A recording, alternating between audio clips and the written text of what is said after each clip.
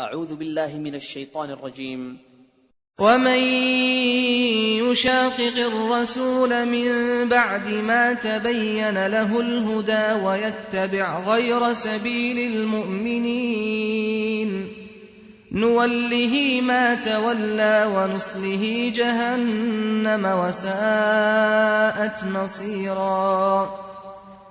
اور جو شخص سیدھا رستہ معلوم ہونے کے بعد پیغمبر کی مخالفت کرے اور مومنوں کے رستے کے سوا کسی اور رستے پر چلے تو جدھر وہ چلتا ہے ہم اسے ادھر ہی چلا دیں گے، اور قیامت کے دن اسے جہنم میں داخل کریں گے،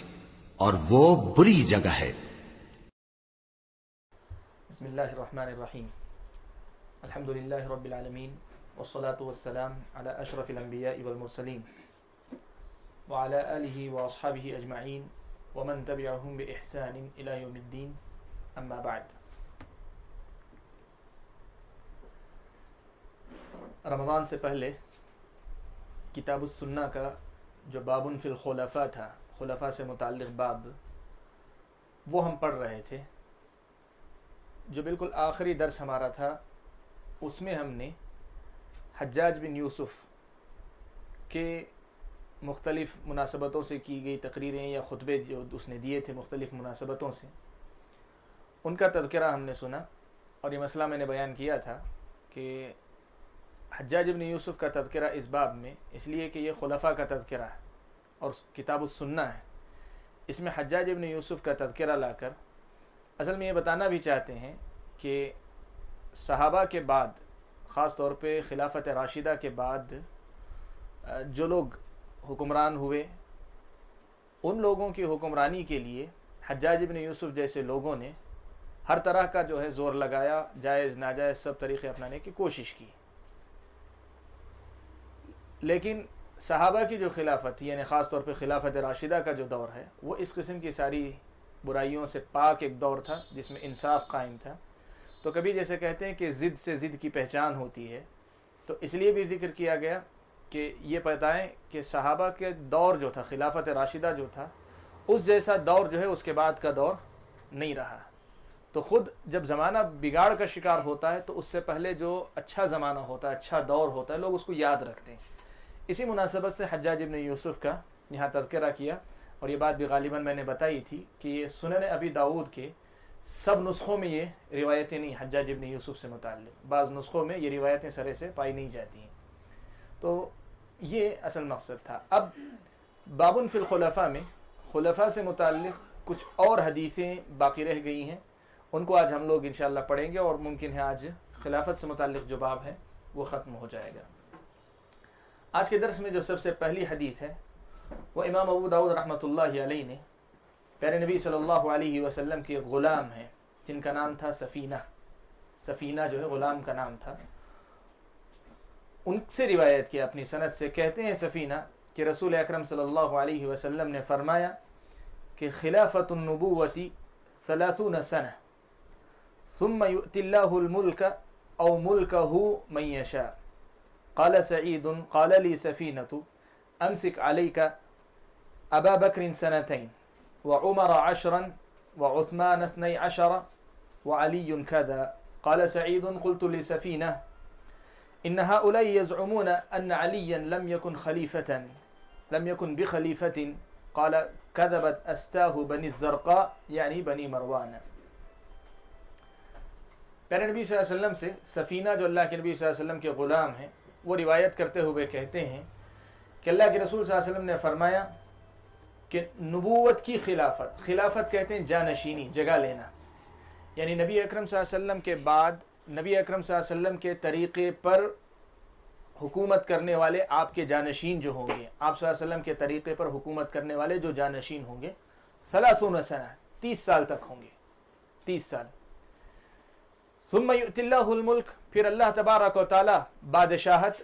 او ملک ہو یا اپنی بادشاہت، یعنی اللہ تبارک و تعالی ہی مالک ہے ہر چیز کا، تو اللہ تعالی جس بادشاہت کا مالک ہے اپنے بندوں میں سے جسے چاہے دیتا ہے، کہا اللہ تعالیٰ اپنی بادشاہت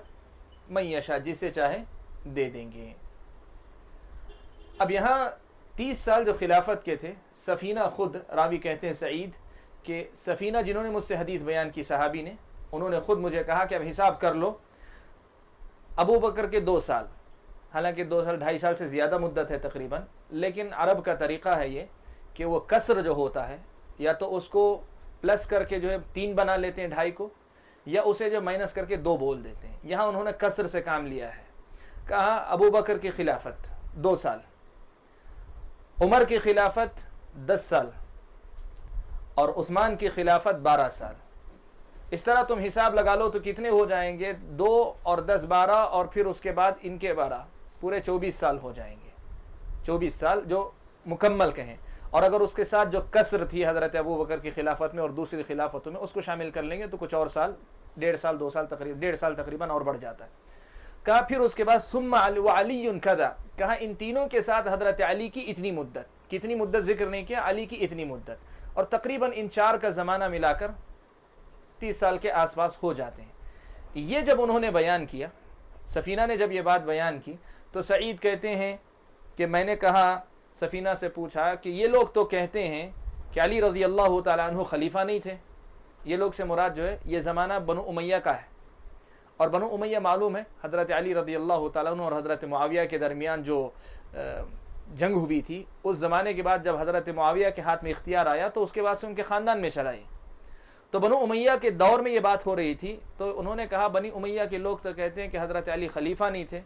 تو سفینہ نے کہا کذبت استاہ بنی الزرقاء، کہا کہ بنی زرقاء یعنی مروان، یہ بنو امیہ کے جو لوگ ہیں یہ لوگ جھوٹ بول رہے ہیں، یعنی ان کی بات صحیح نہیں ہے، حضرت خلیفہ برحق تھے، بلکہ خلافت علی منہج النبوہ جسے کہتے ہیں اسی کا ایک حصہ حضرت علی رضی اللہ تعالیٰ عنہ تھے، جو یہ کہتے ہیں کہ نہیں تھے وہ غلط کہہ رہے ہیں۔ یہ حضرت سفینہ نے نکیر کی۔ محققین نے یہاں ذرا اور دقیق، ذرا باریکی سے کام لے کر ایک کام یہ کیا ہے کہ اگر بالتحدید 30 سال کا ہم حساب لگانا چاہیں تو اس میں حضرت حسن رضی اللہ تعالیٰ عنہ جو حضرت علی کے بعد خلیفہ ہوئے تھے، پھر وہ حضرت معاویہ کے حق میں دستبردار ہو گئے تو حضرت معاویہ سب کے خلیفہ ہو گئے تھے۔ کہتے ہیں حضرت حسن کا دور بھی جو ہے اسی میں شامل ہو جاتا ہے، خلافت علی منہاج النبوہ کے دور میں داخل ہو جاتا ہے، لیکن چونکہ کوئی بڑی مدت نہیں تھی اور کوئی غیر معمولی واقعہ حادثہ نہیں تھا، سوائے اس کے کہ حضرت حسن نے حضرت معاویہ کے حق میں تنازل اختیار کر لیا تھا، اس لیے اس کا اہتمام کے ساتھ ذکر نہیں ہوتا۔ یہ 30 سال خلافت علی منہاج النبوہ ہے۔ اللہ کے رسول صلی اللہ علیہ وسلم نے فرمایا کہ پھر اللہ تعالیٰ بادشاہت یا اپنی بادشاہت جسے چاہے دے دیں گے۔ اس میں عام طور پر لوگوں کا یہ ذہن ہے کہ اللہ کے نبی صلی اللہ علیہ وسلم کی اس حدیث کی روشنی میں یہ کہتے ہیں کہ نبی کے طریقے پر خلافت، نبی کی خلافت یعنی اسلامی خلافت جسے کہتے ہیں، یہ اسلامی حکومت یا اسلامی نظام، یہ نبی کے بعد صرف 30 سال باقی رہا، اس کے بعد جو ہے یہ لوگوں کی جاگیر بن گئی، لوگوں کی جاگیر بن گئی۔ یہ مفہوم بعض لوگوں نے اس سے لیا، اور اسی کی بنیاد پر حضرت معاویہ اور حضرت معاویہ کے بعد صحابہ میں سے یا تابعین تبع تابعین میں سے جتنے آئے ان سب کے اوپر جو ہے طعن و تشنیع، ان پر بہت ساری باتیں کرنا، اور بسا اوقات جیسے بہت سارے محققین نے لکھا ہے، یہاں تک کہ آپ تو شاید جانتے ہوں گے ڈاکٹر اسرار احمد کو، بہت سب لوگ جانتے ہیں۔ ڈاکٹر اسرار احمد نے بھی جو ہے حق و باطل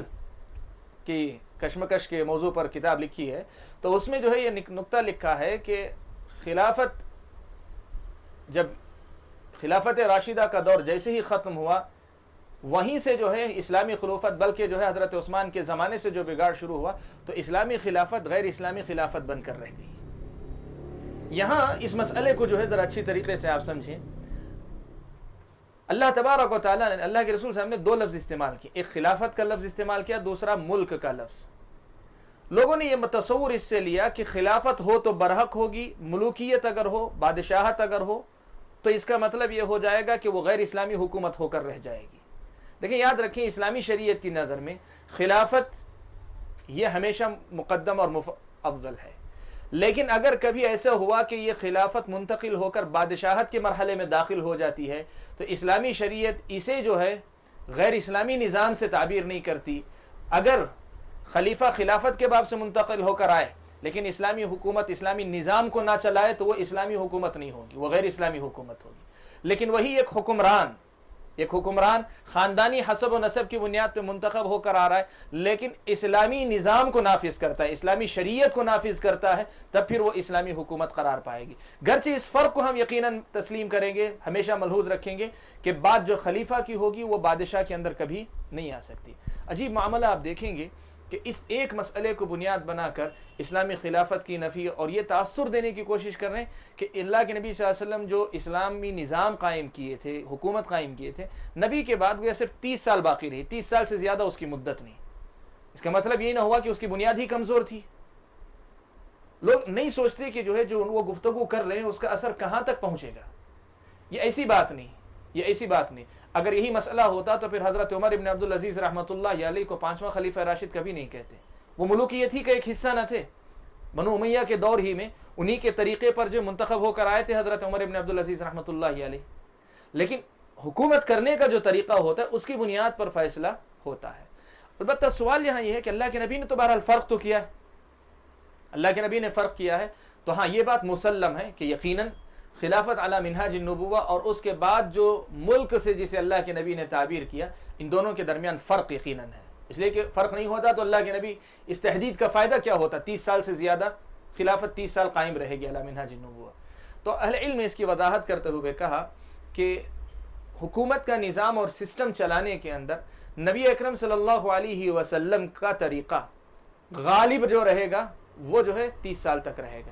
30 سال کے بعد جیسے دنیا کے بہت سارے معاملات میں، لوگوں کی اپنی زندگی کے اندر، لوگوں کے اپنے عقائد کے اندر، لوگوں کے اپنے اعمال کے اندر، لوگوں کے اندر اپنے افکار و نظریات کے اندر جس طرح مختلف قسم کی بدعات، مختلف قسم کی خرافات آتی چلی گئیں یا آتی چلی جائیں گی، جیسے اللہ کے نبی نے کہا خیر الناس قرنی ثم الذین یلونہم ثم الذین یلونہم، جیسے آپ نے پیشن گوئی کی، اور آپ نے یہ بھی کہا کہ ہر بعد میں آنے والا زمانہ پہلے زمانے سے زیادہ برا ہوگا۔ ایسی ہی بات اللہ کے نبی صلی اللہ علیہ وسلم نے یہ بات بیان کی کہ پھر اس کے بعد 30 سال کے بعد جو نظام چلے گا، اسلامی نظام ہوگا، دینی نظام ہوگا، لیکن ہوگا یہ کہ اس میں خلافت کی بہت ساری خصوصیتیں جو ہے ختم ہوتی چلی جائیں گی، اور یہ ہوا حقیقتاً۔ یہ حقیقت ہے کہ اللہ کے نبی کے دور میں اور نبی کے بعد ابو بکر اور عمر کے دور میں اور پھر حضرت عثمان کے دور میں کسی حد تک اور حضرت علی کے دور میں بہت حد تک جو باقی تھیں خوبیاں، وہ بہت ساری خوبیاں بعد کے ادوار میں ختم ہوتی چلی گئی، کم ہوتی چلی گئی، یہاں تک کہ بسا اوقات بیت المال کا غلط استعمال کیا گیا، سب کچھ کیا گیا۔ وہ غلط ضرور ہے،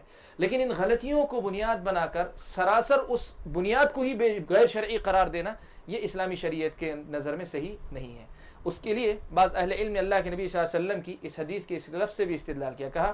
ثم یؤتی اللہ الملک، پھر اللہ تعالیٰ بادشاہت دیں گے۔ اللہ کے نبی کی تعبیر میں یہ الفاظ ہیں کہ اللہ تعالیٰ خود عطا کریں گے، بادشاہت عطا کریں گے۔ یہ ایسا نہیں کہ پھر جو ہے لوگ دین کو بدل دیں گے، جیسے اللہ کے نبی نے کہا بدعتوں کے باب میں، پھر ایسے ہوگا کہ لوگ جو ہے مطلب دین سے دور ہو جائیں گے۔ ایسا لفظ نہیں استعمال کیا اللہ کے نبی نے، کہ لوگوں کی طرف منسوب نہیں کیا، اللہ کی طرف منسوب کر کے کہا کہ اللہ تعالیٰ اپنی بادشاہت جسے چاہے دیں گے۔ اور لفظ ایک بھی اور استعمال کیا، ثم یؤتی اللہ ملکہ من یشاء، اپنی بادشاہت، ان اللہ تعالیٰ کی طرف نسبت جو ہے۔ تو یہ ایک واضح حدیث ہے، کئی سندوں کے ساتھ آئی ہمارے پاس سے۔ اس حدیث میں اللہ کے نبی صلی اللہ علیہ وسلم نے یہ بات بیان فرما دی کہ نبی کے طریقے پر جو خلافت ہوگی 30 سال ہوگی، اس کے بعد بھی جو آئیں گے وہ مسلمانوں کے خلیفہ ہوں گے، مسلمانوں کے حکمران ہوں گے، امیر المؤمنین بھی ہوں گے، سب ہوں گے، لیکن مسئلہ یہ ہوگا کہ ان کی حکومت کرنے کا طرز، طریقہ اور انداز خلافت کا جو منہا طریقہ ہوتا ہے اس کے بجائے بہت ساری خصائص، بہت ساری خصوصیتوں سے وہ دور محروم ہوگا۔ یہ بات اللہ کے نبی صلی اللہ علیہ وسلم نے بیان فرمائی۔ اس کا سب سے واضح ثبوت آپ یہ بھی دیکھیں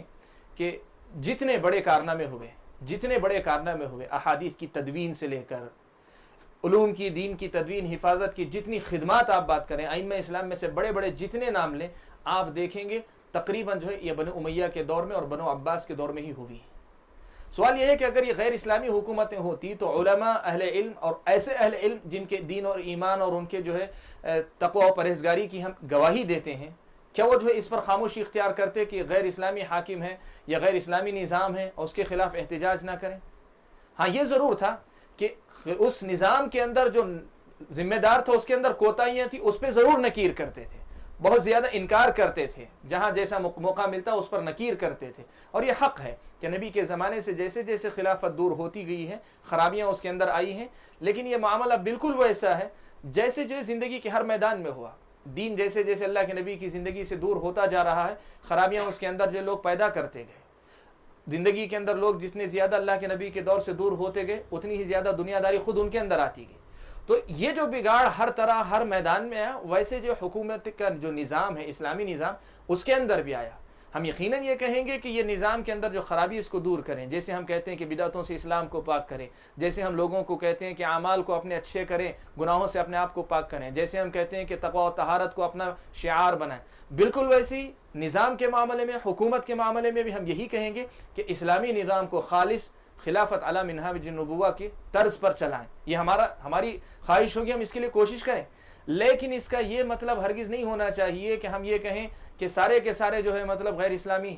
حکمران ہیں، سب کے سب جو ہے غیر اسلامی نظام کے ہیں۔ ڈاکٹر اسرار نے تو ایک لفظ استعمال کیا، طاغوتی حکومتیں کہا ہے اس کو، جو ہے پورے جو خلافت کے یہ جو ادوار بعد میں نبی کی خلافت کے بعد کے جو گزرے، کہا یہ سب طاغوتی نظام ہے، یہ کوئی صحیح چیز جو ہے مطلب نہیں ہے۔ تو یہ پیارے نبی صلی اللہ علیہ وسلم کی ایک اور حدیث ہے جس میں صحابہ کی خلافت، خاص طور پہ ابو بکر، عمر، عثمان اور علی، 30 سال کی جو خلافت علی منہاج النبوہ تھی، یہ اس بات کی ضمانت ہے کہ ان کی خلافت جو تھی وہ برحق تھی۔ اگر اس میں ایسا ہوتا جیسے بعض لوگوں نے کہا، شیعہ نے جیسے کہا کہ ابو بکر ظالم تھے، عمر ظالم تھے، عثمان ظالم تھے، تو وہ خلافت علی منہاج النبوہ اللہ کے نبی صلی اللہ علیہ وسلم اسے کبھی نہیں قرار دیتے۔ ایک حدیث ہوئی باب میں ایک اور سند سے، امام ترمذی، امام ابو داؤد نے وہی بات نقل کی سفینہ سے کہ اللہ کے رسول صلی اللہ علیہ وسلم نے کہا کہ خلافت النبوۃ 30 سنہ، نبوت کی خلافت جو ہوگی، نبوت کے طرز پر نظام چلانے والے جانشین اللہ کے نبی صلی اللہ علیہ وسلم کے 30 سال تک ہوں گے، پھر اللہ تعالیٰ بادشاہت جس کو چاہے دیں گے یا اپنی بادشاہت جس کو چاہے دے دیں گے۔ یہ ایک حدیث ہوئی۔ آج کے درس کی جو دوسری حدیث ہے اس میں ایک دوسرا واقعہ ذکر کیا گیا ہے۔ عبداللہ ابن ظالم مازنی کہتے ہیں کہ سفیان رحمہ اللہ، یہ یعنی حضرت عبداللہ ابن ظالم مازنی اور سفیان رحمہ اللہ نے آپس میں ایک آدمی کا تذکرہ کیا، گفتگو کی، بات چیت کی، تو ایک واقعے کا تذکرہ کیا۔ تذکرہ کیا تھا؟ عبداللہ ابن ظالم مازنی کہتے ہیں کہ میں نے سعید ابن زید ابن عمرو ابن نفیل، سعید ابن زید ابن عمرو ابن نفیل، یہ عشرہ مبشرہ میں سے ایک صحابی ہیں جن 10 صحابہ کو جنت کی خوشخبری دی گئی تھی، ان میں سے ایک صحابی سعید ابن زید ابن عمرو ابن نفیل ہیں۔ کہتے ہیں عبداللہ ابن ظالم مازنی کہ میں نے سعید ابن زید کو کہتے ہوئے سنا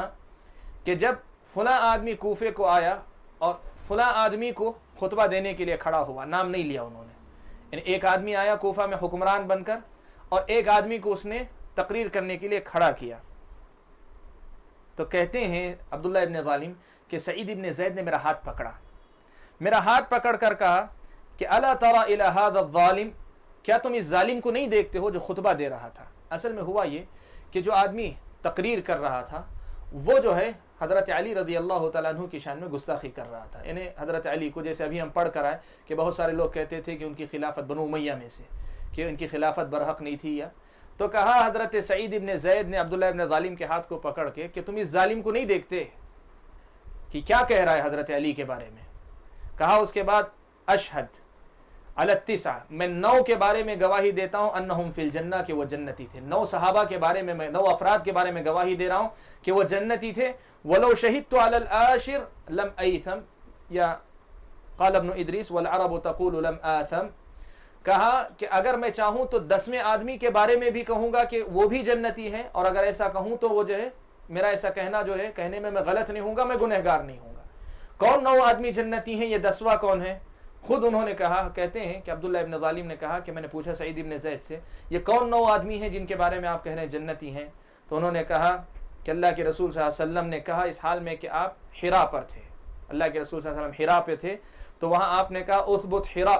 حرا تم حرکت مت کرو، رکو، انہ لیس علیک الا نبی او صدیق او شہید، تم پر جو ہے یا تو ایک نبی ہے یا ایک شہید ہے یا ایک صدیق، یعنی نبی ہے یا صدیق ہے یا شہید ہے۔ تو میں نے کہا قلت ومن التسع، حضرت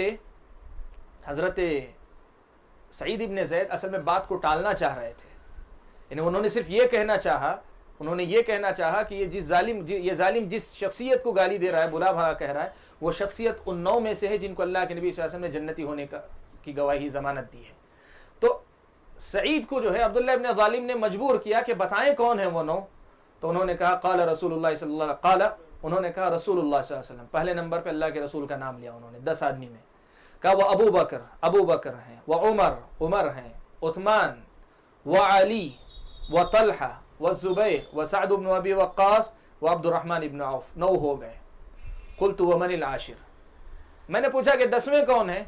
عبداللہ ابن ظالم نے سعید ابن زید سے پوچھا کہ 9 تو ہو گئے، اب 10ویں کون ہے؟ آپ نے 10ویں کہا، جن کے بارے میں کہا کہ اگر 10ویں کا نام لوں گا تو بھی گنہگار نہیں ہوں گا۔ قال فتلکا ہنیۃ، کہتے ہیں کہ تھوڑی دیر جھجکے حضرت سعید ابن زید، ثم قال انا، پھر کہا کہ 10واں میں۔ یعنی ان کو ذرا سا یہ تھا کہ میں اپنے بارے میں خود بیان کروں تو جو ہے ایک اپنے منہ تعریف، خود اپنے منہ میں مٹھو بننا جسے کہتے ہیں کہ خود اپنی تعریف کرنے والی بات، یہ صحیح نہیں لگا، تو ذرا وہ چاہ رہے تھے کہ نہ لیں اپنا نام، لیکن جب انہوں نے اصرار کیا تو انہوں نے مطلب پورے شرح صدر کے ساتھ کہا کہ میں ہوں۔ اس کا یہ مطلب نہیں کہ میں بہت بڑا جنتی ہوں، یہ دعویٰ نہیں ہے، لیکن اللہ کے رسول صلی اللہ علیہ وسلم کی دی گئی ضمانت کو نقل کرنا اور بیان کرنا ہے۔ تو یہ بتانا چاہتے ہیں اس حدیث کو لا کر کہ نبی اکرم صلی اللہ علیہ وسلم کے جن 10 صحابہ کے جنتی ہونے کی اللہ کے نبی نے ضمانت دی، اس ضمانت کے اندر یہ بھی ہے کہ جس طرح شیعہ نے یہ کہا کہ یہ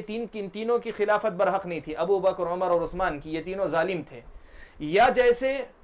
بنو امیہ کے بعض افراد نے یہ کہا کہ حضرت علی کی خلافت برحق نہیں تھی، یہ دونوں کے دونوں دعوے جو ہے غلط ثابت ہوتے ہیں۔ یہ بتانے کے لیے اس حدیث کو یہاں پیش کیا ہے۔ کہتے ہیں ابو داؤد کہ اسی حدیث کو میں نے ایک دوسری سند سے بھی حضرت عبداللہ ابن ظالم مازنی سے روایت کیا ہے۔ تو یہ ایک واقعہ ہے۔ ایک اور واقعہ ایسا ہی نقل کیا کہ عبد الرحمن ابن اخنس سے، امام ابو داؤد رحمۃ اللہ علیہ اپنی سند سے عبد الرحمن ابن اخنس سے روایت کرتے ہیں، یہ کہتے ہیں انہ کان فی المسجد، وہ مسجد میں تھے، فذکر رجل علیہ، تو ایک آدمی نے حضرت علی کا تذکرہ کیا، یعنی برے انداز سے کیا، حضرت علی رضی اللہ تعالیٰ عنہ کی شان میں گستاخی کی۔ فقام سعید بن زید، تو سعید ابن زید اٹھ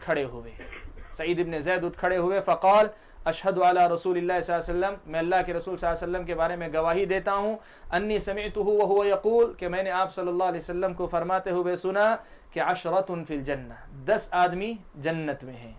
کون 10 ہیں؟ کہا النبی صلی اللہ علیہ وسلم فی الجنہ، نبی جنت میں ہیں، وہ ابو بکر فی الجنہ، ابو بکر جنت میں ہیں، وہ عمر فی الجنہ، عمر جنتی ہیں، وہ عثمان فی الجنہ، عثمان جنت میں جانے والے ہیں، وہ علی فی الجنہ، علی جنتی انسان ہیں، وہ طلحہ فی الجنہ، طلحہ بن عبید اللہ جنت میں ہیں، وہ زبیر بن العوام فی الجنہ، اور زبیر بن عوام جنتی ہیں، وہ سعد بن مالک فی الجنہ، سعد بن مالک جنتی ہیں، وہ عبد الرحمن ابن عوف فی الجنہ، اور عبد الرحمن ابن عوف بھی جنتی ہیں۔ وَلَوْ شِئْتُ لَسَمَّيْتُ الْعَاشِرَ، ان 9 ناموں کے بعد میں چاہوں تو 10واں نام بھی بیان کر سکتا ہوں۔ لوگوں نے کہا فَقَالُوا مَنْ هُوَ، لوگوں نے کہا ٹھیک ہے بیان کر دیجئے کون ہے، فَسَكَتَ، تھوڑی دیر رکے رہے، قَالَ فَقَالُوا مَنْ هُوَ، کہتے ہیں کہ لوگوں نے پھر پوچھا من ہوا، 10ویں کون ہے، قَالَ هُوَ سعید بن زید، کہا کہ وہ سعید ابن زید ہے، یعنی میں خود ہوں۔ یہ وہی حدیث ہے جو ابھی ہمارے پاس سے گزری ہے۔ اس حدیث سے بھی ظاہر بات ہے وہی مسئلہ ثابت ہوتا ہے جو اس سے پہلے ہم نے ذکر کیا۔ امام ابو داؤد رحمۃ اللہ علیہ نے اب جو آج جتنی حدیثیں ہم نے پڑھی ہیں، ان سب حدیثوں کی سند یہاں تک سب کی حدیث سند جو ہے حسن ہے، انشاءاللہ سب کی سند جو ہے حسن ہے، جو اب تک حدیثیں ہم نے پڑھی اس کی۔ اب اس کے بعد ایک حدیث آ رہی ہے جس کی سند صحیح ہے، صحیح درجے کی سند ہے۔ کہتے ہیں ریاح ابن حارث یہ اپنا واقعہ بیان کرتے ہیں کہ میں کوفہ کی مسجد میں کنت قاعدا عند فلان فی مسجد الکوفہ، کوفہ کی مسجد میں فلاں آدمی کے ساتھ بیٹھا ہوا تھا، وعنده اہل الکوفہ، اور ان کے پاس کوفہ کے لوگ بھی بیٹھے ہوئے تھے۔ فجاء سعید بن زید بن عمرو بن نفیل،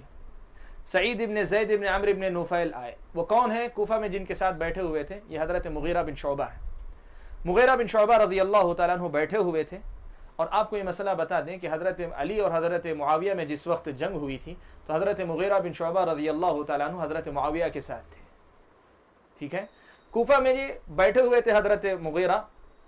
ان کے پاس کوفہ کے کچھ لوگ بھی بیٹھے ہوئے تھے کہ سعید بن زید بن عمرو بن نفیل، یہی صحابی جو عشر مبشرہ میں سے، یہ وہاں پہنچے مجلس میں۔ جب پہنچے تو فرحب به وحیاه واقعده عند رجله على السرير، تو حضرت مغیرہ بن شعبہ نے ان کا استقبال کیا، ان کو جو ہے اچھے انداز سے جو ہے مطلب بات چیت کی، اور ان کو اپنے پلنگ پر، اپنی چارپائی پر جہاں پیروں کی جگہ ہوتی ہے یعنی کنارے بٹھایا کہ یہاں آپ تشریف رکھیں، ساتھ میں اپنے برابر بٹھا لیا حضرت سعید بن زید کو۔ کہتے ہیں فجاء رجل من اہل الکوفہ یقال له قیس بن علقمہ، یہ بیٹھے ہوئے تھے کہ اہل کوفہ میں سے ایک آدمی جس کا نام قیس بن علقمہ تھا وہ بھی آیا حضرت مغیرہ کی مجلس میں، جس میں سعید بن زید بھی موجود ہیں۔ فاستقبلہ، تو حضرت مغیرہ بن شعبہ نے اس کا بھی استقبال کیا، گھر آیا، مہمان ہے۔ فسب وسب، یہ قیس ابن علقمہ آنے کے ساتھ جو ہے مطلب برا بھلا کہنے لگا، خوب گالیاں بکنے لگا. فقال سعید، حضرت سعید ابن زید نے پوچھا من یسب هذا الرجل، یہ آدمی کس کو برا بھلا کہہ رہا ہے؟ شاید نام نہیں لیا حضرت علی کا، ایسے ہی برا بھلا کہہ رہا ہے. تو کہا کس کے بارے میں اتنا برا بھلا کہہ رہا ہے؟ سعید ابن زید نے کہا یسب علیا، یہ حضرت علی کو برا بھلا کہہ رہا ہے. قال لا ارى اصحاب رسول اللہ صلی اللہ علیہ وسلم یسبون عندك ثم لا تنکر ولا تغیر. کہا حضرت سعید ابن زید نے حضرت مغیرہ کو مخاطب کر کے تعجب کرتے ہوئے کہ میں تم کو نہ دیکھوں، یعنی میں یہ کیا دیکھ رہا ہوں کہ آپ کے سامنے رسول اکرم صلی اللہ علیہ وسلم کے صحابہ کو برا بھلا کہا جا رہا ہے، پھر آپ جو ہے اس پہ نکیر نہیں کر رہے ہیں، روک نہیں رہے ہیں. آپ روکتے کیوں نہیں ہیں؟ اس کے بعد حضرت سعید ابن زید نے خود حضرت مغیرہ کو مخاطب کرتے ہوئے کہا کہ انا سمعت رسول اللہ صلی اللہ علیہ وسلم یقول، میں نے رسول اکرم صلی اللہ علیہ وسلم کو کہتے ہوئے سنا وانی لغنی ان اقول علیہ ما لم یقل فیسألنی عنہ غدا اذا لقیتہ. کہا کہ جو ہے اب اللہ کے رسول کا نام لے رہا ہوں تو یہ بھی سمجھ لو کہ اللہ کے رسول کی طرف ایسی بات منسوب کرنے کی مجھے ضرورت نہیں جو اللہ کے نبی نے نہیں کہی ہے، اس لیے کہ کل جب اللہ کے رسول صلی اللہ علیہ وسلم سے میں ملوں گا تو اللہ کے نبی پوچھیں گے کہ تم نے ایسی بات کیوں کہی جو میں نے کہی نہیں تھی. تو اس لیے میں اللہ کے نبی پہ جھوٹ بولنے سے غنی ہوں، بے نیاز ہوں، یعنی میں جو کہہ رہا ہوں وہ برحق ہے. کیا کہتے ہوئے سنا میں نے سنا ابو بکر فی الجنہ، ابو بکر جنتی ہیں، وعمر فی الجنہ، عمر جنتی، وساق بمعنہ، اور ایسے ہی جو ہے پوری حدیث سنائی، 10 آدمی کا پورا تذکرہ کیا. اور تذکرہ کرنے کے بعد ثم قال، پھر حضرت سعید ابن زید نے اپنی طرف سے یہ بات کہی. نبی کی بات تو ختم ہو گئی. کہا لمشهد رجل منهم مع رسول اللہ صلی اللہ علیہ وسلم یغبر فیہ وجہہ خیر من عمل احدکم عمرہ ولو عمر عمر نوح. کہا کہ صحابہ کے جو نبی کے جو صحابہ تھے ان کی نبی اکرم صلی اللہ علیہ وسلم کے ساتھ ایسی کسی بھی موقع پہ حاضری جس میں اللہ کے نبی کے ساتھ ہوتے ہوئے ان کے چہرے غبار آلود ہوئے ہوں، یعنی سفر میں ساتھ رہے ہیں، ساتھ چلتے ہوئے غبار جو مٹی اڑی ہے، نبی کی صحبت میں سفر کرتے ہوئے بھی یا جہاد کرتے ہوئے ان کے چہرے پر جو غبار آیا ہے، گرد و غبار پڑا ہے، وہ بھی تمہاری ساری زندگی کے عمل سے زیادہ افضل ہے، بہتر ہے. تمہاری ساری زندگی کے عمل سے زیادہ بہتر ہے. اگر تم میں سے کسی کو نوح کی عمر بھی دے دی جائے تب بھی جو ہے اس کے عمل سے زیادہ ان کی ایک حاضری زیادہ افضل ہے. یہ حضرت سعید ابن زید نے نصیحت کے لیے اس آدمی کے سامنے کہی. خطاب جو ہے اس آدمی سے تھا جو حضرت علی کو برا بھلا کہہ رہا تھا. یہاں حضرت علی رضی اللہ تعالیٰ عنہ کی خلافت کے برحق ہونے کی جو بات کہی گئی اور جو حضرت 10 عشر مبشرہ جن کو کہتے ہیں ان کی جو بات کہی وہی حدیث ہے. لیکن اس حدیث میں ایک بات بہت گہرائی سے سمجھنے کی، وہ مسئلہ یہ ہے، دیکھیں کہ پرانے زمانے میں جب برا بھلا کہنے کی بات آتی ہے تو اس میں کئی طرح کے لوگ تھے. کچھ لوگ وہ تھے جو انتہا درجے کے بد زبان تھے، صحابہ کے بارے میں بد زبانی کرتے، جیسے حضرت علی یا آل بیت کے سلسلے میں بہت زیادہ بد زبانی کیا کرتے تھے. نواصب جن کو کہا جاتا ہے، نواصب جو تھے یہ آل بیت کو بہت زیادہ برا بھلا کہتے تھے. اور وہی کچھ لوگ ایسے تھے جو شیعہ میں سے وہ جو صحابہ کو بہت برا بھلا کہتے تھے، کافر اور فلاں کے درجے تک کہتے تھے. لیکن کچھ ایسے لوگ بھی ہیں درمیان میں، جیسے حضرت علی کے ساتھ رہنے والے وہ صحابہ جو حضرت معاویہ کے خلاف لڑے، تو ان کی بہرحال جیسے کسی مسئلے میں اختلاف ہونے کے بعد ایک اجتہادی رائے ہوتی ہے کہ نہیں ان سے اس میں غلطی تھے، وہ اس میں غلط تھے. احترام اپنی جگہ باقی ہوتا ہے، لیکن مسئلے میں غلط سمجھتے ہیں کہ نہیں وہ اس مسئلے میں غلط تھے. حضرت معاویہ کے ساتھ رہنے والے حضرت علی رضی اللہ تعالیٰ عنہ کو یا ان کے ساتھیوں کو کہتے تھے کہ نہیں یہ لوگ جو غلطی پر تھے. اس قسم کے بھی کچھ لوگ تھے. تو جب بات چیت ہوتی تھی تو کبھی ایسا بھی ہوتا، برا بھلا کہنے کا مطلب بہت زیادہ بری زبان استعمال کرنا بھی ضرورت نہیں، تنقید کرنا، حضرت علی پر تنقید کرنا، اسی قسم کی کچھ باتیں. یہاں مجلس میں ایسی ہی کچھ باتیں ہو رہی تھیں، اور حضرت مغیرہ جو ہے چونکہ حضرت معاویہ کے ساتھ تھے اور اس لیے تھے کہ حضرت معاویہ کو وہ صحیح سمجھتے تھے، اجتہاد تھا ان کا اپنا. اور ابن تیمیہ رحمہ اللہ نے مسئلہ بڑی تفصیل سے واضح کیا ہے کہ صحابہ جس معاملے میں مشاجرات صحابہ کی جو بحث ہے، اس میں ہم یہ کہیں گے کہ صحابہ مجتہد تھے. اگر صحیح تھے جیسے حضرت علی اور ان کے ساتھی صحیح تھے تو ان کو دگنا اجر ہے، اور اگر غلطی پر تھے جیسے حضرت معاویہ اور ان کے ساتھی تو کم از کم 1 اجر ان کو ملے گا. ان کے بارے میں غلط زبانی بد زبانی کرنا یہ اہل السنہ کا طریقہ نہیں ہے. تو یہاں ایسا ہی مسئلہ تھا، تو آپ اس کو جو ہے یہ حضرت مغیرہ کا جو موقف تھا اس کو، اور حضرت سعید ابن زید کا مسئلہ تھا اس کو، اور یہاں جو معاملہ ہوا اس کو اسی سطح پہ رکھ کے دیکھیں کہ یہ جو ہے حضرت معاویہ کے ساتھی حضرت مغیرہ حضرت علی رضی اللہ تعالیٰ عنہ کے بارے میں جب اس نے کچھ باتیں کہی کہ حضرت علی غلط تھے، فلاں تھے، تو حضرت مغیرہ نے خاموشی اختیار کی. اس بات پر حضرت سعید نے کہا کہ یہ بھی نہیں ہونا چاہیے. اس پر بھی جو ہے نکیر حضرت سعید ابن زید نے کی ہے. تو کوئی یہ نہ کہے حضرت مغیرہ بن شعبہ رضی اللہ تعالیٰ عنہ خود اللہ کے نبی کے صحابہ کو نعوذ باللہ گالیاں دلواتے تھے. لوگ ایسے ہی بیان کرتے ہیں، قصہ نقل کرنے کے بعد کہتے ہیں دیکھو اپنی مجلس میں بلوا کے صحابہ کی زبان، یہ لوگوں کی زبانی حضرت علی کو گالیاں دلواتے تھے، نعوذ باللہ. ایسا کہتے ہیں، یہ ویسی بات نہیں ہے، اس کو آپ اچھی طرح سمجھیں. تو یہ ایک اور واقعہ ہے جس میں مزید اس بات کی تائید ہوتی ہے کہ خلافت کی جو ترتیب عملاً ہوئی وہ خلافت برحق تھی، اس کی جو ہے مزید تائید اس واقعے سے بھی ہوتی ہے. کچھ اور حدیثیں جو حضرت صحابہ اکرام رضوان اللہ تعالی مجمعین کے برحق ہونے کی دلیل ہیں، یا برحق ہونے کے ساتھ ان کے جو ہے صحیح ہونے کی، کہ ان کی خلافت صحیح تھی، اس کی دلیل ہے. کچھ اور حدیثیں امام ابو داؤد نے نقل کی ہے. اگلی حدیث اپنی سند سے حضرت انس بن مالک رضی اللہ تعالیٰ عنہ سے روایت کرتے ہوئے کہتے ہیں کہ نبی اکرم صلی اللہ علیہ وسلم احد کی پہاڑی پر چڑھے تو ان کے پیچھے حضرت ابو بکر اور عمر اور عثمان تینوں چڑھے. تو احد کی پہاڑی حرکت کرنے لگی، رجف بہم، حرکت کرنے لگی. تو فضربہ نبی اللہ صلی اللہ علیہ وسلم برجلہ، اللہ کے رسول صلی اللہ علیہ وسلم نے اپنے پیر سے اس پہاڑی پر پیر مارا، یعنی احد پر، اور کہا اثبت احد، اے احد ٹہر جا، جم جا، نبی و صدیق و شہیدانی. یہاں تو ایک نبی ہیں، ایک صدیق ہیں اور دو شہید ہیں.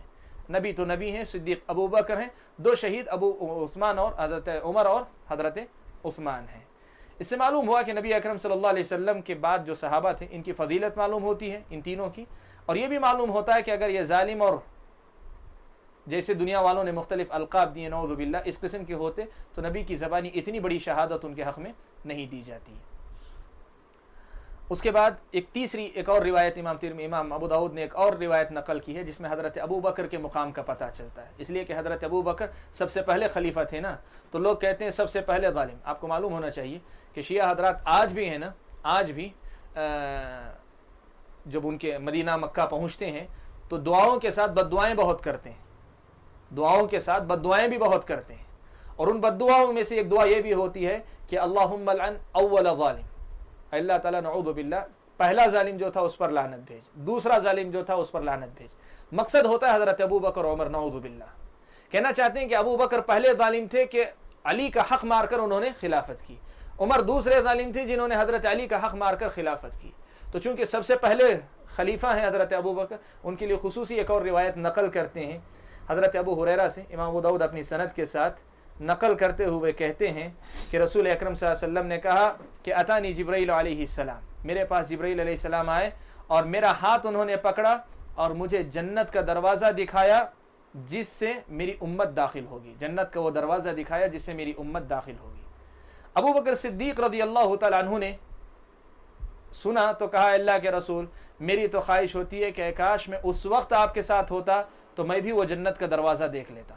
جنت کا وہ دروازہ میں بھی دیکھ لیتا. تو اللہ کے رسول صلی اللہ علیہ وسلم نے فرمایا کہ اما سن لو، انک یا ابا بکر، اے ابو بکر تم اول من يدخل الجنت من امتی، میری امت میں سے سب سے پہلے داخل وانے تم ہوگے. یہ اللہ کے رسول صلی اللہ علیہ وسلم نے کہا. لیکن اس حدیث کی سند ضعیف ہے. اس حدیث کی پہلی جو حدیث اس سے پہلے گزری نبی و صدیق و شہیدان، وہ صحیح بخاری کی بھی روایت ہے.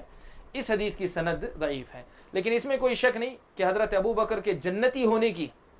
ضمانت اللہ کے رسول صلی اللہ علیہ وسلم نے دی ہوئی ہے، جیسے پچھلی حدیثیں گزری. اور وہ حدیث بھی آپ کو معلوم ہی ہے کہ اللہ کے نبی صلی اللہ علیہ وسلم نے ایک دن مجلس میں آنے کے بعد پوچھا آج کس نے بیمار کی عیادت کی، آج کس نے جو ہے مختلف نیکیوں کا تذکرہ کرنے کے بعد سب کہا تو اللہ کے رسول صلی اللہ علیہ وسلم نے جو ہے مطلب ان کے جنتی ہونے کی، جس آدمی کے اندر بھی یہ چیزیں اکٹھا ہو جائیں گی وہ جنت میں داخل ہوگا، یہ بھی کہا. اور یہ بھی اللہ کے نبی نے کہا جنت کے 8 دروازے ہوں گے، روزے دار فلاں دروازے. تو حضرت ابو بکر نے پوچھا کہ اللہ کے نبی کیا ایسا بھی کوئی ہے جسے سب دروازوں سے بلایا جائے گا؟ تو اللہ کے نبی نے کہا کہ ابو بکر تم ان میں سے ہوگے. تو ایسی ضمانتیں موجود ہیں، لیکن یہ روایت سند کے اعتبار سے ضعیف ہے. امام ابو داؤد رحمۃ اللہ علیہ نے کچھ اور حدیثیں نقل کی ہیں جن سے عموماً ابو بکر و عمر اور ان کے ساتھ اور بہت سارے صحابہ جنہوں نے ان کی خلافت کو تسلیم کیا اور ان کے ساتھ رہے. ایک طرف یہ بھی ہے نا، یہ 4 آدمی کا ہی مسئلہ نہیں تھا، 4 کو خلیفہ، 3 آدمی کو خلیفہ مان کر ان کی خلافت میں ان کے تابع و فرما بردار بن کر جو صحابہ رہے وہ بھی تو برابر کے مؤید ہیں.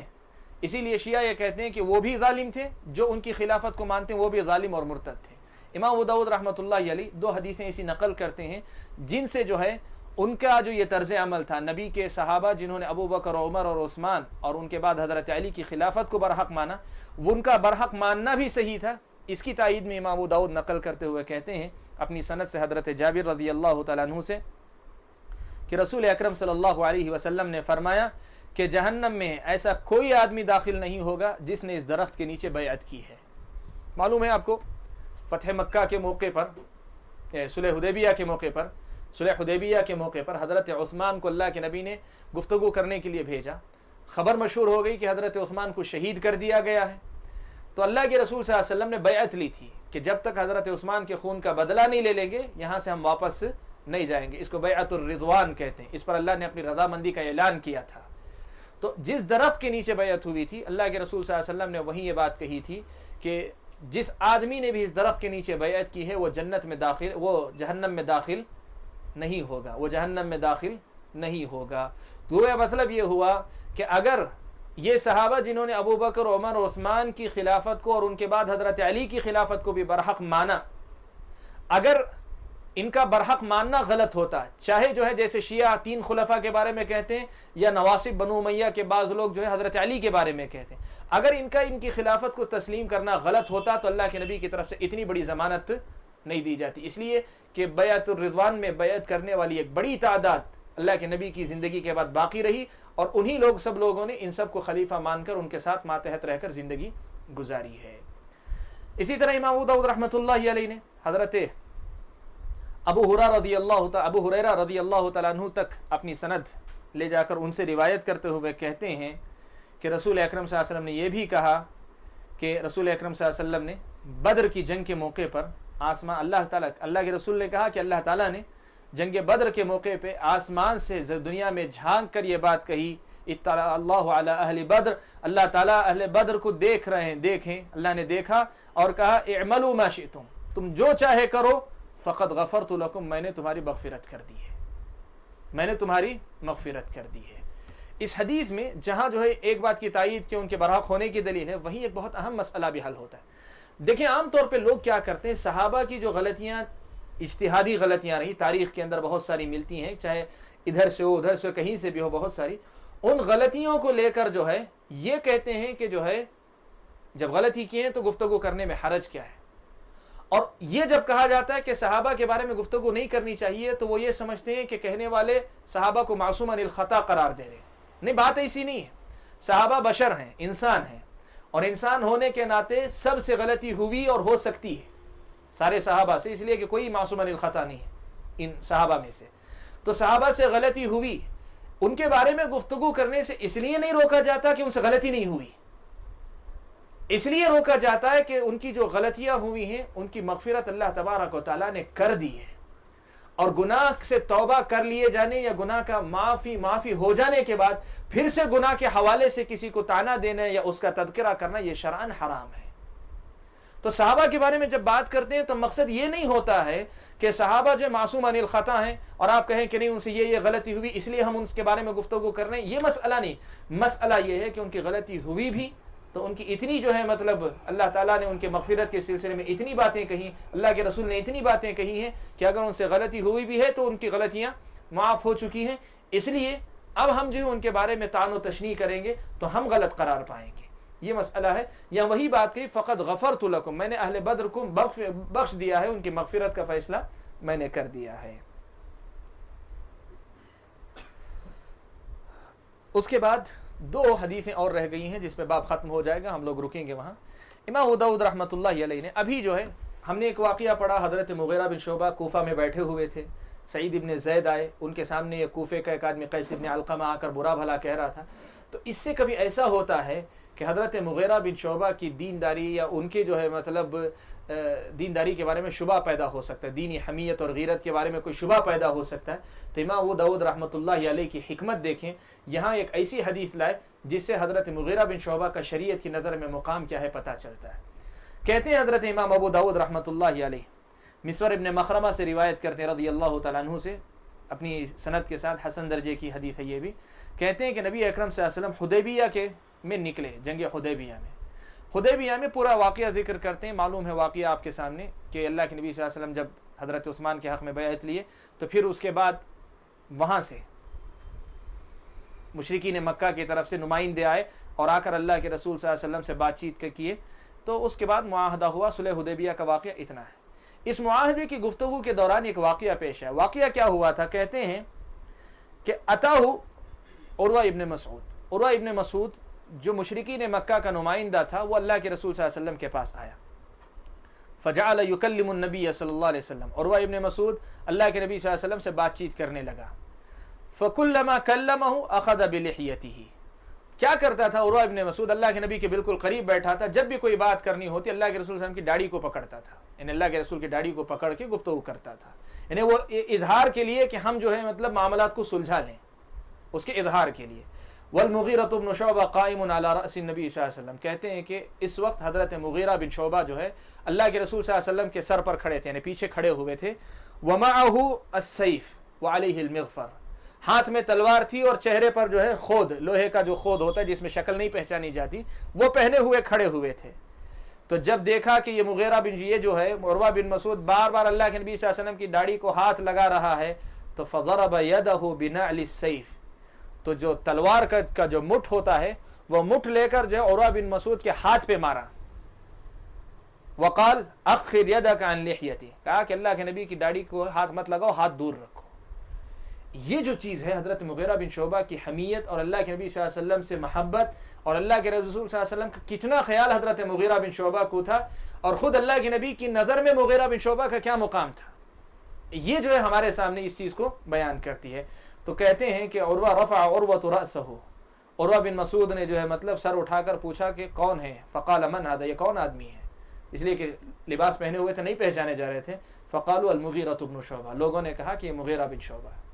امام ابو داؤد رحمۃ اللہ علیہ ایک چیز لا کر, اس جو ایک انسان کے دل کے اندر ایک چیز پیدا ہو سکتی ہے حضرت مغیرہ بن شعبہ کی تعلق سے, اس کا ازالہ کر رہے ہیں. اور وہیں یہاں ایک منہج ہم کو ملتا ہے.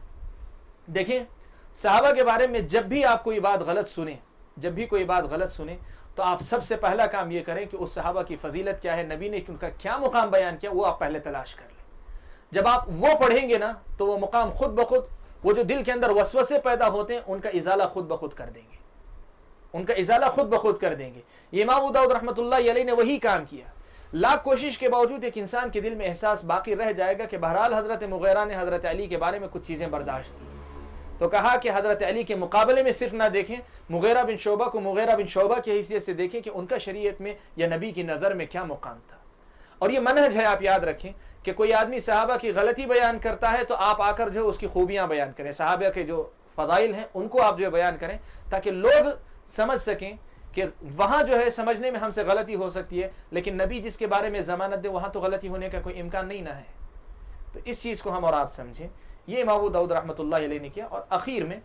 ایک بنی اسرائیل کا ایک واقعہ نقل کرتے ہیں. بنی اسرائیل کا واقعہ نہیں بلکہ بنی اسرائیل کے ایک آدمی نے حضرت عمر کے سامنے کچھ چیزیں بیان کی. وہ ایک واقعہ امام ابو داؤد رحمۃ اللہ علیہ نے نقل کیا ہے. اس واقعے کو ہم لوگ پڑھتے ہیں. اس میں جو ہے کچھ چیزیں جو ہے سمجھنے کی ہیں.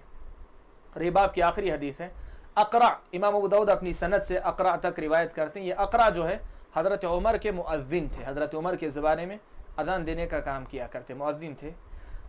انہوں نے کہا کہ مجھے عمر ابن خطاب رضی اللہ تعالیٰ عنہ نے بعثنی عمر الی الاسقف, یہودی عالم کے پاس یا جو ہے نصرانی عالم کے پاس بھیجا مجھے. فدعوت, میں جا کر اسے بلا کر لایا تو حضرت عمر نے اس سے پوچھا هل تجدنی فی الکتاب, کیا تم کتاب میں یعنی جو تمہاری کتاب ہے اس میں میرا ذکر پاتے ہو؟ قال نعم, اس عالم نے کہا کہ ہاں آپ کا ذکر ہے. قال کیف تجدنی, کہا کہ میرے بارے میں تم مجھے کیسا پاتے ہو, یعنی تمہاری کتاب میں مجھے کیسا بیان کیا, کیسا میرے بارے میں کیا تذکرہ ہے؟ قال اجدک قرنا,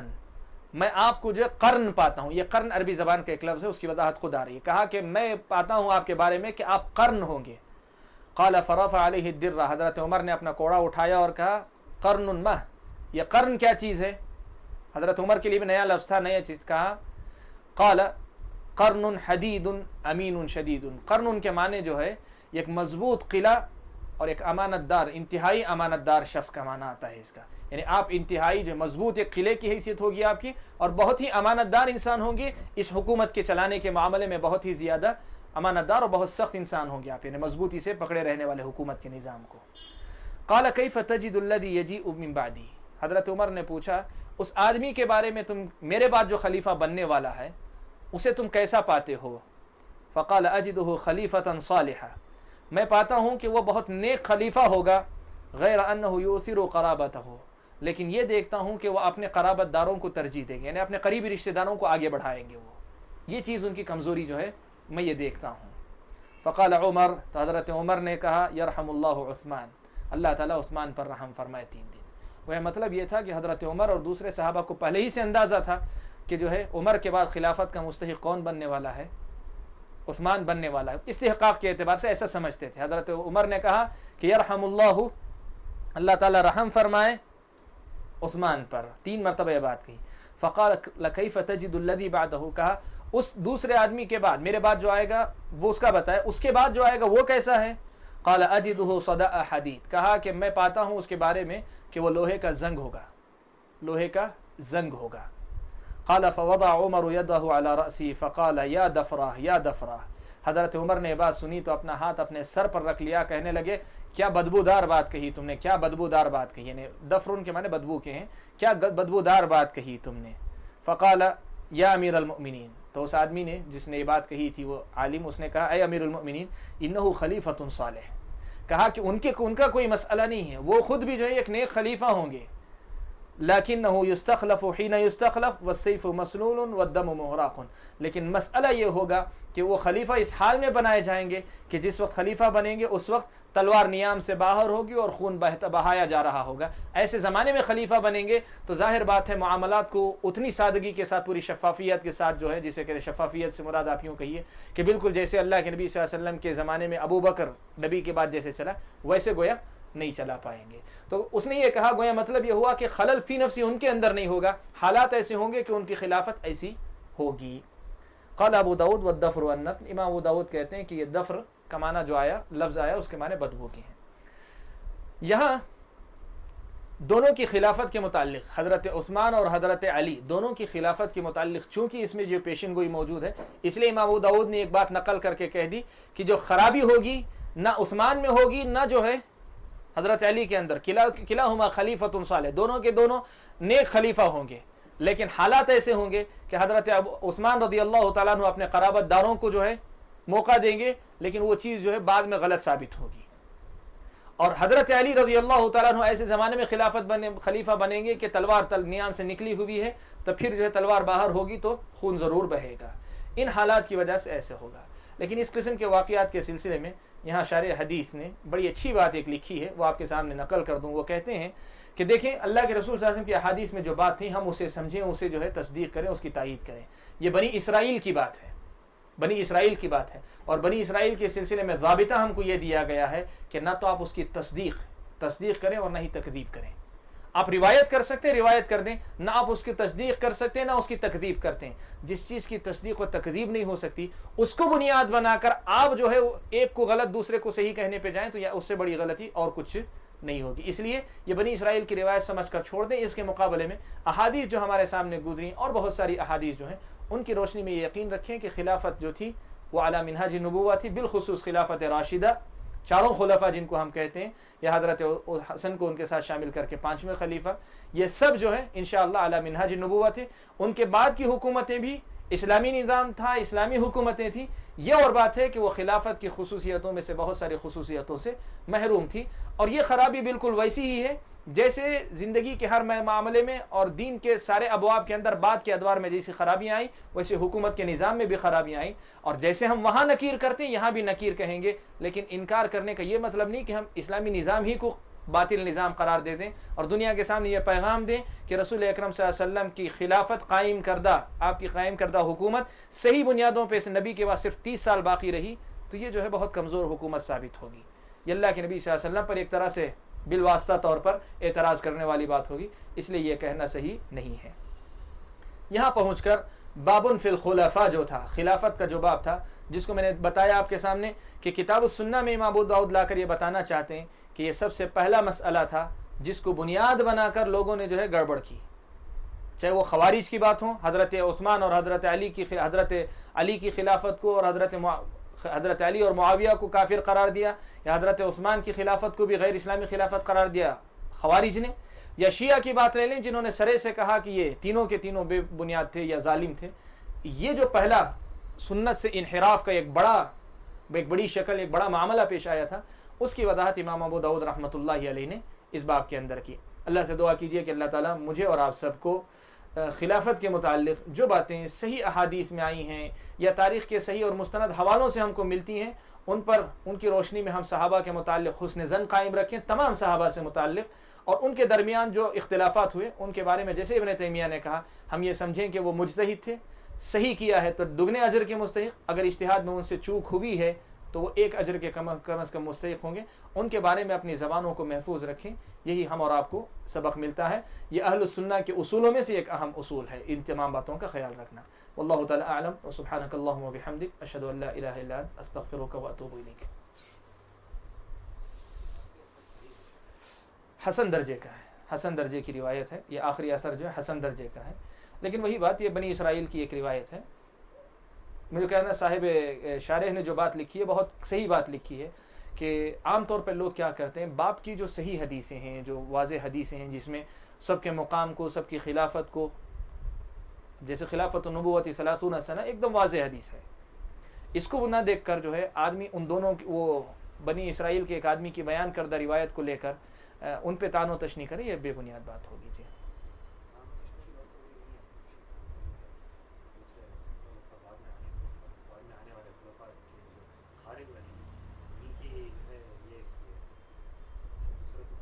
نہیں، یہاں کی بات نہیں، حضرت عثمان کے بارے میں بہت سارے لوگوں نے یہ کہا ہے کہ حضرت عثمان رضی اللہ تعالیٰ عنہ نے قرابت داری کی بنیاد ڈالی، یعنی حکومت کو، اسے اب میں تعبیر کر سکوں آپ کو تو ان الفاظ میں وہ یہ کہنا چاہتے ہیں، صاف الفاظ میں نہیں، ذرا مہذب انداز میں کہتے ہیں، ان الفاظ میں کہتے ہیں کہ بیت المال جو مسلمانوں کا مال تھا اور حکومت جو خلافت کی کرسی جو ہے وہ مسلمانوں کی تھی، اس کو جو ہے برباد کیا کس چیز نے؟ قرابت داری کو پروان چڑھانا، اپنے اقربا پروری جسے کہتے ہیں، قرابت داروں کو پروان چڑھانا، اور کہتے ہیں اس کی بنیاد حضرت عثمان نے رکھی۔ اور آپ جانتے ہیں شریعت کی روشنی میں کسی غلط چیز کی بنیاد رکھنے والے پر جو ہے مطلب وہ غلطی جب تک باقی رہے گی، جتنا غلط ہوگا وہ سارا گناہ اس کے سر پہ جائے گا۔ ہاں جی ہاں جی ہاں جی ہاں، صحیح بات ہے، یہ صحیح بات ہے، تاریخی اعتبار سے صحیح بات ہے۔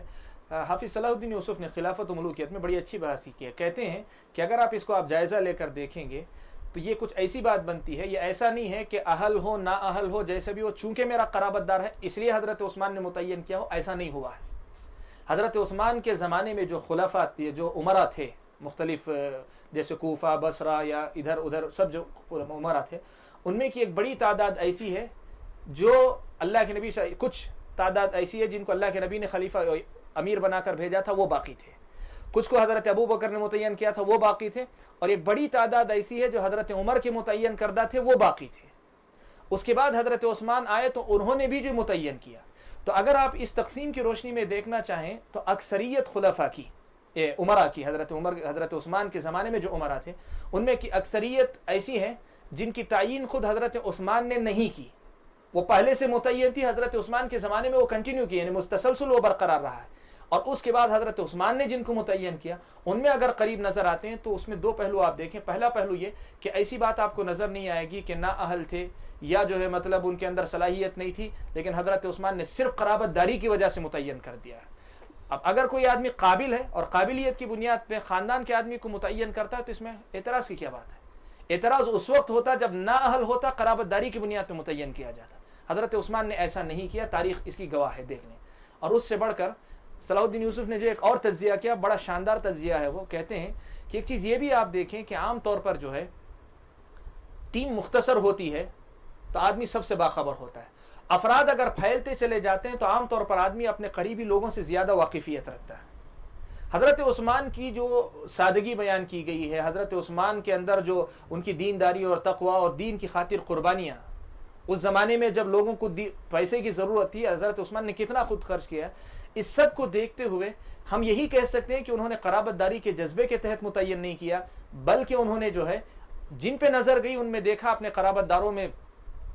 چونکہ قریب ہونے کی وجہ سے زیادہ ان کو جانتے تھے، جیسے میرے اپنے بھائی کو میں زیادہ جانتا ہوں آپ کے مقابلے میں، اور اس حیثیت سے آپ ہو سکتا ہے کسی حیثیت سے اس سے بہتر ہو، لیکن میں نہیں جانتا ہوں تو میں اپنے بھائی کو ہی متعین کروں گا. دنیا والے یہ کہیں گے کہ جو ہے مطلب اپنے بھائی ہونے کی وجہ سے متعین کیا، حالانکہ میں اپنی نیت میں یہ ہے کہ میں زیادہ بہتر سمجھ رہا ہوں کہ یہ آدمی اس سے زیادہ بہتر ہے. تو کہتے ہیں کہ تجزیہ کر کے کہتے ہیں کہ حضرت عثمان کی تعیین کو اگر آپ دیکھیں گے تو ایسے بہت سارے پہلو نظر آتے ہیں جن کی بنیاد پہ حضرت عثمان کے بارے میں یہ کہنا کہ وہ قرابت داری کے کسی جذبے کی بنیاد رکھنے والے تھے، یہ بات غلط ہوگی. تاریخی اعتبار سے عملاً اگر دیکھنا چاہیں تو ہو سکتا ہے. اور ایک چیز دیکھیں، ہمیشہ تاریخ ایک ایسا فن ہے، تاریخ ایک ایسا میدان ہے کہ واقعہ جس پس منظر میں پیش آتا ہے اس پس منظر سے ہٹ کر اگر آپ دوسرے پس منظر میں دیکھنا چاہیں تو وہ جو ہے بالکل الٹی ہی بات نظر آتی ہے. مورخین میں سے کئی ایک نے ایک بات لکھی ہے کہ تاریخ جو ہے یہ خام مال ہے. خام مال کا مطلب وہ جو ابھی جو ہے اس میں نہیں گیا ہے، بھٹی میں گیا نہیں ہے، اور اس بھٹی میں جانے کے بعد جس طرح لوہے کو سے آپ اپنے انداز کا کوئی بھی پیالہ، کوئی بھی آلہ بنا لے سکتے ہیں، تاریخ کا مسئلہ بھی ایسے، تاریخی روایتیں ایسی ہی ہیں کہ آپ اپنی بھٹی میں ڈال کر اس سے جو شکل، جو تصور پیدا کرنا چاہیں وہ دے سکتے ہیں. تو صرف تاریخی کچھ بنیادوں، روایتوں کی بنیاد پہ اسلامی مسلمات اور خاص طور پہ صحابہ کے مقام و مرتبے پر گفتگو کرنا اگر کوئی کرتا ہے تو یہ غلط ہے. واللہ اعلم بالصواب.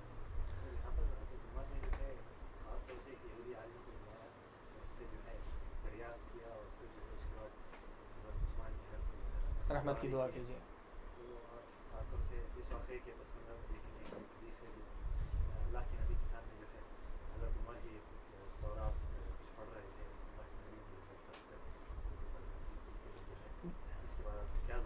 جی، طرز عمل، حضرت عمر کا طرز عمل، اس کے بارے میں کیا کہیں گے؟ اس کے بارے میں یہی کہیں گے کہ حضرت عمر رضی اللہ تعالیٰ عنہ کے بارے میں ایک چیز ہے کہ حضرت عمر رضی اللہ تعالیٰ عنہ صرف اسی مسئلے میں نہیں، کئی مسائل میں جو ہے مطلب یہودی علماء سے پوچھا کرتے تھے، صرف خلافت کے مسئلے میں نہیں، خاص طور پہ اس لیے کہ اللہ کے نبی نے زندگی کے آخری حصے میں کہا وحدثوا عن بنی اسرائیل ولا حرج. وہ جو مرحلہ تھا کہ جب تورات لا کر پڑھے اللہ کے نبی غصہ ہوئے، وہ ابتدائی دور تھا، لیکن بعد میں اللہ کے نبی نے کہا کہ بنی اسرائیل کی طرف سے باتیں بیان کرو، کوئی حرج اس کے اندر نہیں ہے. یہ جب آ گئی تو پھر حضرت عمر کا اس طرح کرنا کوئی اس کی بات نہیں. لیکن حضرت عمر نے یہ مسئلہ جو صرف خلافت کے سلسلے میں نہیں کیا، حضرت عمر سے کئی ایک واقعات ایسے ہیں جس میں حضرت عمر نے اس قسم کی باتیں کہیں. اس کے بارے میں بھی پوچھا، جو حضرت دروازے کے بارے میں، فتنوں کے درمیان اور اس کے درمیان دروازہ رہے گا ٹوٹا، جو حدیث ہے، اس کے بارے میں بھی حضرت عمر نے بلا کر جو ہے پوچھا. ایسے کئی واقعات ملتے ہیں حضرت عمر جو پوچھا کرتے تھے یہودی علماء سے، یہودی سے، کہ کیا چیزیں ہیں اس کے اندر. اور صرف اگر علم کے لیے کوئی آدمی جو ہے معلوم کرتا ہے تو اس میں کوئی حرج بھی نہیں ہے. خاص طور پہ حضرت عمر جیسا آدمی جس کے پاس جو ہے حق و باطل کی تمیز کی اتنی ساری جو ہے مطلب یہ ہوں کہ اللہ کے نبی نے خود گواہی دی ہے، تو کوئی قابل مواخذہ چیز نہیں ہے اس حیثیت سے اگر دیکھیں. واللہ اعلم. ٹھیک ہے، سبحان. کوئی سوال؟ ہاں، دو روایتیں الگ الگ آئی ہیں، ایک میں احد کا ذکر آیا ہے، دوسرے میں حرا کا لفظ آیا ہے. اب ایک مستقل ایک بحث ہے وہ کہ اس کی تحقیق کی جائے کہ کیا یہ دو واقعے تھے یا جو ہے الگ الگ ہیں، لیکن روایتیں دو الگ الگ ہیں، دو میں الگ الگ تذکرہ، اور واقعے کا جو سیاق ہے وہ بھی مختلف نظر آتا ہے. کبھی ایسا ہوتا ہے واقعہ ہو بہو ایک ہی ہو لیکن صرف نام بدلا ہو پہاڑی کا، تو عام طور پہ یہاں شبہ ہوتا ہے، اور محدثین جو ہے بتاتے ہیں یہاں شاید علت ہے اس میں کہ راوی نے غلطی سے احد کی بجائے حرا کا نام لے لیا، لیکن واقعے کا سیاق ہی مختلف ہے، دو الگ الگ واقعے نظر آتے ہیں، تو یہاں کبھی امکان اس کا رہتا ہے کہ یہ مختلف الگ واقعے ہیں. واللہ اعلم بالصواب. سبحانک اللہم و بحمدک، اشہد ان لا الہ الا انت، استغفرک و اتوب الیک. السلام علیکم.